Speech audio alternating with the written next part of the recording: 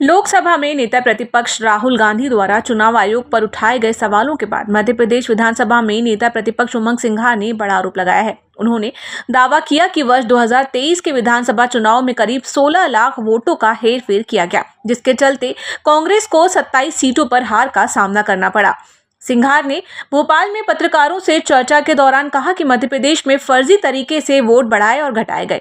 इस तरह से भाजपा ने चोरी के जनादेश के सहारे सरकार बनाई। उन्होंने आरोप लगाया कि चुनाव आयोग ने भी भाजपा की मदद करते हुए मतदाता सूची में गड़बड़ी को छुपाने का काम किया। नेता प्रतिपक्ष ने कहा कि मात्र 2 महीने के भीतर 16 लाख नए मतदाता जोड़े गए, जो पारदर्शिता पर सवाल खड़े करते हैं। उन्होंने उदाहरण पेश करते हुए कहा कि 9 जून 2023 को चुनाव आयोग ने छत्तीसगढ़, तेलंगाना, मध्य प्रदेश, मिजोरम और राजस्थान के मुख्य निर्वाचन पदाधिकारियों को पत्र जारी किया था। इसमें स्पष्ट निर्देश दिए गए थे कि 30 जून के बाद हटाए गए या बढ़ाए गए वोटरों की सूची न तो वेबसाइट पर डाली जाए और न ही किसी दल को उपलब्ध कराई जाए। सिंघार ने कहा कि ये सबसे बड़ा सबूत है कि आयोग ने पारदर्शिता के नाम पर गड़बड़ियां छिपाई। उन्होंने आरोप लगाया कि भाजपा की सरकार बनाने में आयोग की भूमिका पर गंभीर सवाल खड़े होते हैं। एक चुनाव आयोग ने के बेस पे मुख्य निर्वाचन अधिकारी मध्य प्रदेश ने एक ऑर्डर निकाला। ये निकाला 2/12/2022 को कि 8.5 लाख नकली वोटर को हटाने का किया जाएगा, लेकिन सिर्फ आरटीए में हमने जानकारी मांगी तो चुनाव आयोग ने कहा कि हम डिजिटल डेटा नहीं रखते, हम जानकारी नहीं रखते, जिसमें कि स्पष्ट है कि चुनाव आयोग का नियम 32 में स्पष्ट है कि आपको 3 साल डेटा रखना है। ये चुनाव आयोग की दूसरी गलती और ये प्रमाण है, कागज पे लिख के दिए उन लोगों ने कि हम डेटा नहीं रखते। नेक्स्ट, तो ये नियम जो 32 तोड़ा, ये मैंने आपको इस पर इसके अंदर पूरी जानकारी दे दी किस प्रकार से नियम को तोड़ा गया। नेक्स्ट, अब ऐसी कई सीटें मध्य प्रदेश के अंदर, उदाहरण के लिए मैंने 25-26 सीटें निकाली आपकी जानकारी के लिए कि सेवड़ा सीट 2,64,000 वोट थे 2 तारीख को, मतदाता 2,71,000, मतलब 7,000 2 महीने में बढ़े, बगैर राजनीतिक पार्टी, बगैर वोटर के जानकारी के, बगैर राजनीतिक पार्टियों को जानकारी के, ना विधानसभा के जो उम्मीदवार ना उनको दी गई, लेकिन 2 महीने के अंदर वहां पर नतीजों का अंतर रहा 2,500 वोट का। इस प्रकार से ग्वालियर दक्षिण, करेरा, मुंगावली, सुर्खी, छतरपुर, गुनौर, चित्रकूट, यूनतर, मऊगंज, गोड़, थ्योनी, ये पूरी सीटें हैं जिसके अंदर आप देख सकते हैं नतीजे रहे 5,000, 6,000। यहाँ 6,000 से अगर नतीजों का अंतर रहा तो 16,000 वोट बढ़े। तो ये अगर यहाँ पे 5,000 का अंतर रहा तो 11,000 वोट बढ़े। ये मैं आपको दूंगा पूरी कॉपी आपको। तो नेक्स्ट, ये सब सीटों की आपको मैं जानकारी दे रहा हूँ कि किस प्रकार से चुनाव आयोग ने जो वोट बढ़ाए किसी को जानकारी दी नहीं। नेक्स्ट,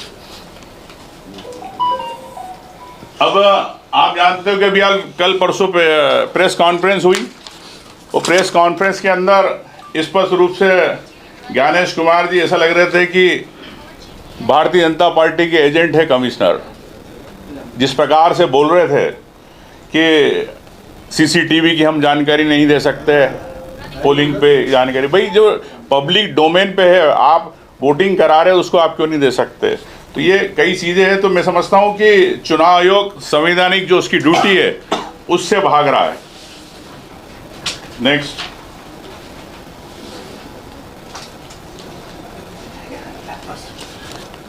अब मैं कहना चाहता हूं कि अब एक तरफ चुनाव आयोग कहता है कि हम वोटर की जानकारी उसके वेबसाइट पे देते हैं, वोटर अपनी ईपिक नंबर से देख सकता है, लेकिन वोटर पूरी लिस्ट नहीं देख सकता।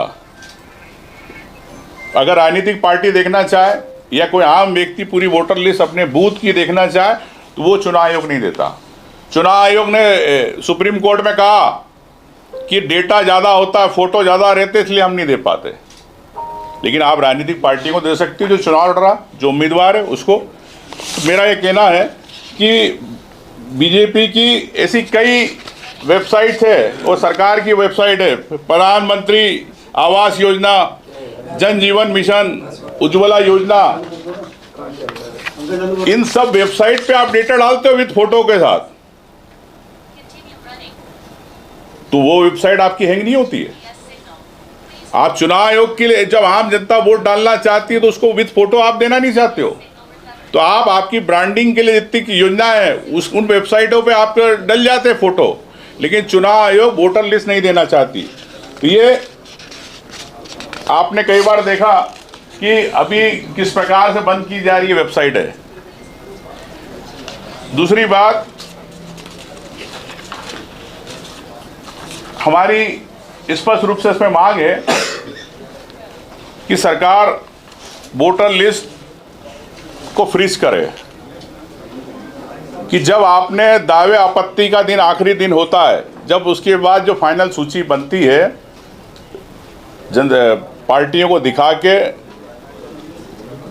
राजनीतिक पार्टियों को, उम्मीदवारों को दिखा के, उसके बाद आप उसको फ्रीज करना चाहिए। आप आखिरी 24 घंटे तक जब वोट डलने वाले रहते, जब तक आप उसके अंदर नाम जोड़ते रहते हो, जब कैंडिडेट के पास आती है, उम्मीदवार के पास आती है, पोलिंग एजेंट को जब देते हैं तो उसकी वोटर लिस्ट अलग होती है, और जो आपने 6 महीने पहले निकाली वो वोटर लिस्ट अलग होती है।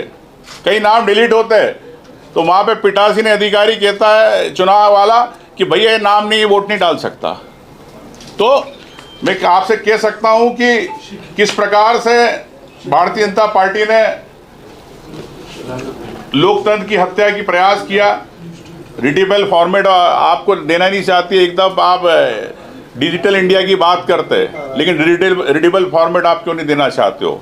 तो इस प्रकार से भारतीय जनता पार्टी ने प्रदेश में किस प्रकार से यहाँ सरकार बनाई, और मैं कह सकता हूँ कि ये सरकार, मध्य प्रदेश की सरकार सिर्फ और सिर्फ चुनाव आयोगों के कारण बनी है, जनता के जनादेश के कारण नहीं बनी। ये मैंने आपको प्रमाण दिए कि अब चुनाव आयोग बड़ी बड़ी प्रेस कॉन्फ्रेंस कर रहा है, लेकिन जो आपके लेटर निकाले, क्या कमिश्नर, इलेक्शन कमिश्नर, क्या ये लोग, इनकी जवाबदारी नहीं है? क्या इनको इस्तीफे नहीं देना चाहिए? मैं चाहता हूं कि राहुल गांधी जी ने जो बात उठाई है वो न्याय की बात है, आम जनता की बात है, आम वोटर की बात है, इस देश के लोकतंत्र को बचाने की बात है। तो राहुल गांधी जी अपनी बात पे अडिग है, लेकिन चुनाव आयोग जिस प्रकार से हेराफेरी करता है और हलफनामे की बात करता है, माफ़ी मांगने की बात कराते हैं राहुल गांधी को, मैं कहता हूँ चुनाव आयोग को माफ़ी नहीं मांगे। अब चुनाव आयोग तो तीनों कमिश्नर इस्तीफा दे। आपने ये लेटर निकाले, इसके अलावा मैं आपको एक और लेटर बताना चाहता हूँ कि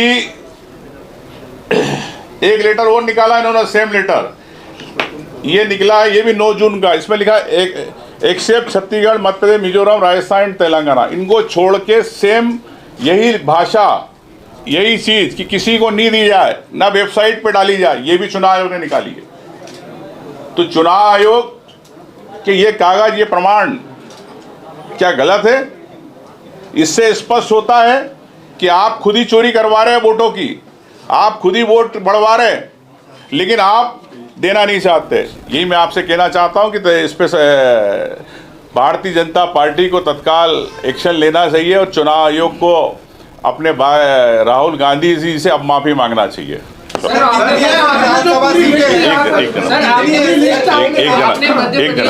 एक जना बोल रहा हूँ।